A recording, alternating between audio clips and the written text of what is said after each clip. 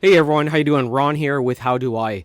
So in today's video, I'm going to show you how to get Microsoft Teams or how to enable Microsoft Teams in dark mode. So it's fairly straightforward. We're going to come over to Microsoft Teams. You can see that I have it opened in a different contrast. So what you want to do is you want to come over to the top right and you want to click over here. You want to click on the three radio buttons, click on settings, and here underneath general, you'll actually see the themes that you want.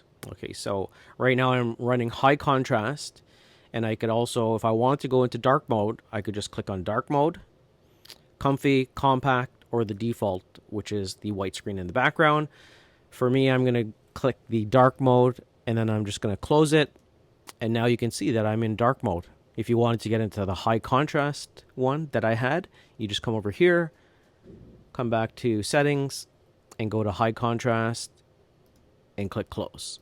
So that's how you enable dark mode in Microsoft Teams. Thanks for watching, and I'll see you in the next video.